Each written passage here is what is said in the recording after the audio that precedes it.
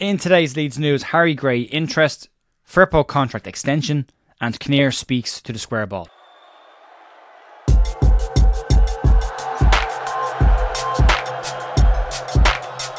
Hi folks, Jay here, Friday morning the 13th of September with your Leeds United news here at The View. Hope you're having a good week so far. There's a little bit of stuff to get stuck into. Quite enough news day yesterday. Do us a favour, click on the link at the end of the video and watch that video from yesterday. There was nothing. There really wasn't anything yesterday to talk about. So it's a good job. There's some bits and pieces popped up today before we get into the matchday preview tonight. We did do a look back at Liam Cooper's career at Leeds on the podcast last night that was done with myself, Joe Wayman and Joe Blackburn. That's on the channel under the live tab. You can check that out today if you want to as well. Short enough, but just saying goodbye to Liam Cooper and thanking him for what he did for Leeds. We'll get stuck into this, I suppose, and we will go through the Angus Kinnear and square ball stuff. It should be said, by the way, top job as always done by the square ball guys. Incredible stuff to do, but I'll get into that and more information in the second half of the video. We'll cover up the two other stories that are floating around this morning. The first one relates to Harry Gray and the future of Harry Gray. After the disappointment of last season and then the subsequent exit of Archie Gray, we were all very disappointed and despondent that the best young talents from the club were moving away. Finlay Gorman last year as well as another example of that. But then we saw the debut, or unofficial debut in a pre-season friendly of another Gray, Harry Gray, and we all got a little bit more excited about things. Harry did get injured during pre-season, but should be back before the new year. Wasn't expected to be part of the Leeds first team squad this year. More case of his development being involved. They see him as a long-term future prospect. But according to Toon Talk, there's a lot of interest in Harry Gray regardless of his current injury status, and Newcastle are said to be a club that have already held talks with the 15-year-old striker. Leeds were in a similar position to this last season with Finlay Gorman, who at the time was being described as a generational talent, and Manchester City came in for the player. Because he was 15, he was on a YTS deal. They just negotiate straight with the family and the player. There's no contracts. Club can't do anything about it really. And although Leeds did match the offer that Man City put on the table for Finlay, offer as was revealed in the interview with the square ball yesterday, Finlay Gorman decided to go to Manchester City. We're now in a similar situation to Harry Gray. Harry, in this situation as a 15-year-old, cannot be offered a professional contract by Leeds United. He's too young. They're just legally not allowed to do it. And he won't be entitled to getting a pro deal until he's 17. And even then, the maximum time Leeds can offer the player is 2 years, which is why we saw what happened with Archie as well. Harry turns 16 in October, so big thanks to Jerry McDermott for giving me the detail on that. But it's not just Newcastle that are said to be interested in the player. Liverpool have held a strong interest in Harry Gray for quite some time. They had an interest in both Gray brothers. They decided not to move for Archie when he went to Spurs, but they do hold interest in Harry and have a very good relationship with the Gray family. The concern for Leeds on this situation is simple. It's this: should the rumour be true, Newcastle can negotiate directly with the player to get him to move away from Leeds United and to Newcastle's academy. Very easy, very straightforward, and Leeds are powerless to do anything about that. Leeds can offer him a similar deal to what Newcastle will offer him. They can offer him more money, but bearing in mind that it's a YTS deal and that doesn't fall under PSR, and Newcastle have all the money in the world, you can see what could possibly happen there, and it's exactly what happened with the Manchester City situation. So we hope, and what Angus Kinnear did say about Finlay Gorman yesterday was he didn't have the family ties that Archie had. Archie still left. And now we know Archie spoke to 3 clubs before he left. And we know that the family were aware of the situation before he left. So when you look at it from that situation, you kind of think there's a possibility that that could happen should enough money be put on the table in front of the player and should he see a pathway to Premier League football through them. Let's hope that doesn't happen. Let's hope that the family connection with Leeds is still strong. And let's hope that Harry does stay around. But this could happen with any club between now and him turning 17 in just over a year's time. So let's hope that they don't come in with a serious offer until then. On players that are currently at the club and their future, and this is the second Junior Firpo video in a week outside of a transfer window, which should be said, that never happens. But this one could be slightly more positive news. According to journalist Rudy Galletti, he is stating that Junior Firpo may be open to a new deal at Leeds United. The report also claims that if it doesn't happen, Firpo already knows where his future is at next season. Answers on a postcard to Betis on that one. Firpo has been excellent for Leeds so far in the last 12 months, and he started the season very strongly, very important player in that team, and probably one of the first names on the team sheet, and has gone from being a player that we didn't want at the club to being probably one of the best left backs in the division, and a player that is very important. But should Firpo decide to not sign a new deal at Leeds, he can negotiate a free transfer away from the club in January and likely head back to Spain if that was to happen. Leeds initially paid £12.9 million for Junior Firpo from Barcelona when they signed him. There's a clause in his contract that's just come out now as well. If Leeds were to sell Junior Firpo, then Barcelona would have received 25% of whatever Leeds were selling on. Now, bear in mind, Leeds were in the Premier League when they signed Firpo, and that clause was to a club, not a player. 25% is a massive sell-on clause at that level. At that level, it was assumed he would work out and be a big player for Leeds, and Leeds would sell him on to a bigger club and they'd make massive money on him, but that hasn't happened. But a strange one. So if the contract winds down and Leeds offer a new one, that clause goes away. Leeds don't have to worry about that one going forward. But Gletty is saying, as an exclusive, that he understands from Junior Firpo's representatives that Firpo has given the green light to Leeds United to open negotiations over a new deal around his current arrangement. However, the player will only do this should certain criteria line up to his. It says that Firpo wants to know what the club's intentions are around him and his future. So basically, do they see him as a first team player going forward into next year should Leeds get promoted to the Premier League? Or do they see him as a backup player when they get there? What are their plans? And he'll decide on that. The other one as well is what the club's long-term ambitions are, obviously to avoid a yo-yoing of going back up and then being relegated again. He wants some clarification. Two very logical ones. Am I going to be in the team? And where is this club going? Basic enough stuff that you would understand that anyone would ask. But it will all depend on what Leeds see in Junior Firpo's future. Do Leeds see Junior Firpo as a long-term left-back for the club in a higher division and pushing on? Or do they see him as a championship level player who could offer cover in the Premier League? And that will ultimately decide what Leeds decide to do around this. The clock is ticking on. The player seems happy enough at Leeds. His family have been described as settled and very happy in Leeds. So the player might want to stick around a bit longer. But we'll have to wait and see.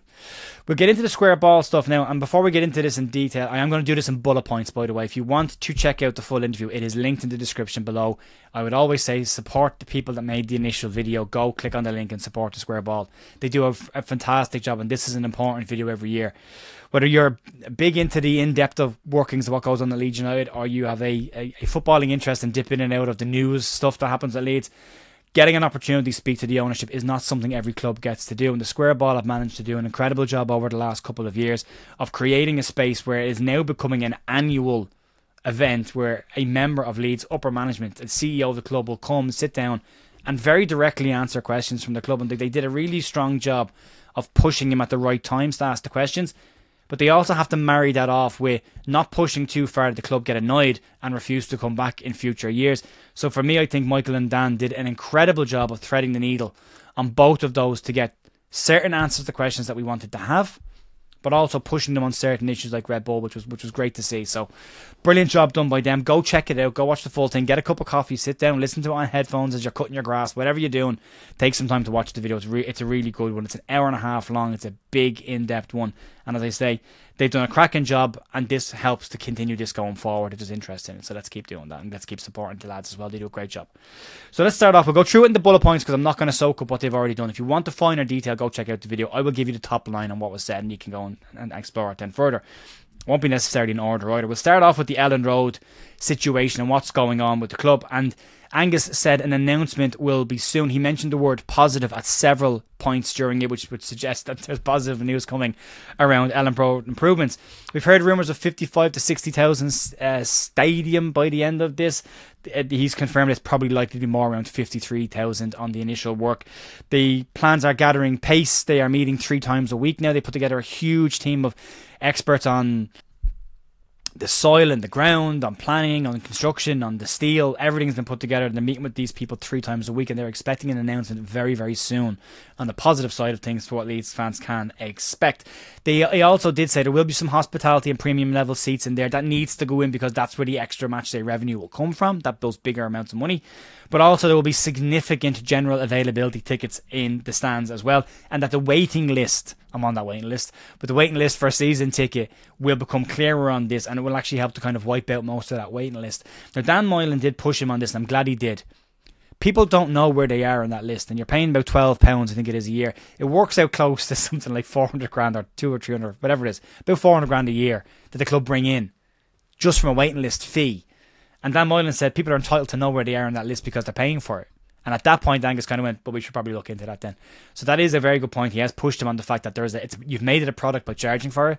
So therefore people are entitled to know where they sit in that queue. So, but he did go on to say that the newsstands will likely wipe out that queue for season tickets, and I really hope it does, because I would like to get one at some point in the future. Moving on to the PSR situation and the Archie Gray sale, we got a bit more clarity on this. The initial understanding was that Leeds had to sell on the 30th of June for the PSR for the year. Kinnear said that that's not actually the case completely. Leeds didn't need to sell him on the 30th of June PSR deadline. The reason they put the release clause date in the contract for the 30th was just in case they did need to, and they had an asset there at that point. It should also be said that on Archie's contract, when he did sign, Archie's representatives insisted on a release clause in the deal, or the deal wasn't being signed. They got what they wanted in terms of a release clause. Leeds got then their side of the pie, I suppose, by saying that they wanted it at 40 million, and they wanted a date put in the contract that would secure Leeds a little bit of safety should they have to sell the player, that they'd have time to bring in replacements for them, and also protect them around that deadline should there be a PSR issue. Angus said there isn't a PSR issue, and he said that it's more a case of the 3-year PSR block rather than the 1-year block with Archie, but that Leeds needed 2 sales, and they were 2 significant sales for a certain value. Leeds ended up selling more in the long term, but those two, with Archie and Georgie, seem to be the ones that caught them a little bit off guard, because when they put the 40 million in, Angus said this is a 17-year-old with 1 season of championship football behind his back, and that was it. You don't expect anybody to pay 40 million for a 17-year-old. Spurs have form in this of overpaying for young talent. Archie couldn't have been one of the best young players in the world. But what Angus does say, at that time, Leeds were in a situation where they could have lost Archie to any single club in Europe.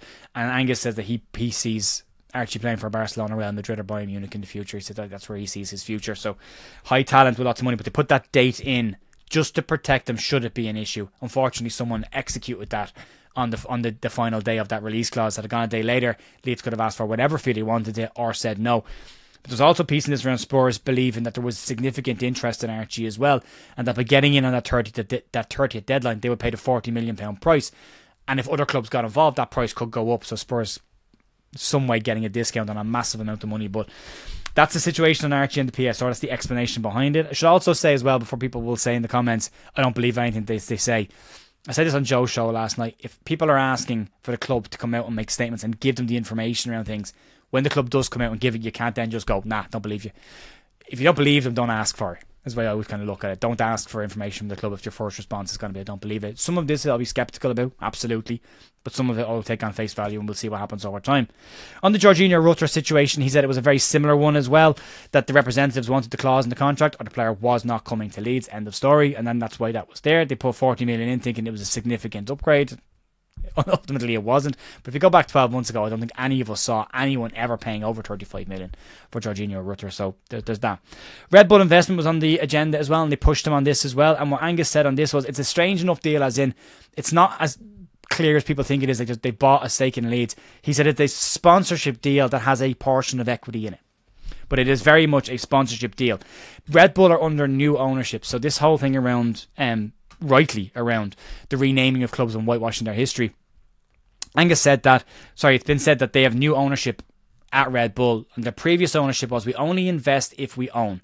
The new one is not like that. The new ownership and new leadership is very much about visibility and being involved in sports. So they have signed 8 drinks partnership deals with Premier League clubs. Leeds are another club that they've got in a bigger pool. But it's an interesting one as well at a time when, if you look at next year, the embargo comes in around gambling sponsorships. And Leeds have moved early to get a high-profile, big name on their shirt before a clamour will come from clubs to replace gambling sponsorships with bigger deals. And it's going to be energy drinks or food. It's going to have to be one of those ones, because everything else has been made illegal as well. So Leeds do get a head start on that. So there is an interesting part there. But they are very much a different organisation. But I would definitely still keep one eye on them. But they were pushed. On the name change, they pushed him on this, and Angus said it won't happen. It's never been discussed. It's never come up in a meeting. They know the deal. They're not interested in that. It's not going to happen. Pushed on it by Dan and Michael, Angus said if a name change ever happened, he would walk from the club. That's as definitive as it won't happen as you can get. That doesn't mean it won't happen, but it means it's in terms of the club right now and their stance on it, they say it won't happen. On missing a number 10, Buendia and Hamer were brought up in this piece as well. And the club described, and Dan Moylan described that the club going after targets like Buendia and Hamer because they didn't get them were pipe dreams to go after them. Kinnear said the club wanted to be ambitious and they had certain targets that they wanted that could play Premier League and Championship, so future-proofing themselves on this as well. And if you think about it from this perspective, they got Manor Solomon, a Premier League player with Champions League experience. So it's not a pipe dream. They did get some of their targets that were in that bracket, but not all of them. And you won't always get what you always want. So there is a bit of a trade-off there. The strategy did definitely work in one situation, but it may not have worked in all of them. On the Gus Hamer situation, though, it was an interesting one. He said initially Hamer wasn't for sale. They said that you did have... They basically said there wasn't number 10s out there that fit the profile they were looking for. Were they affordable? Were they the right character? Did they want to be at Leeds and in the Championship?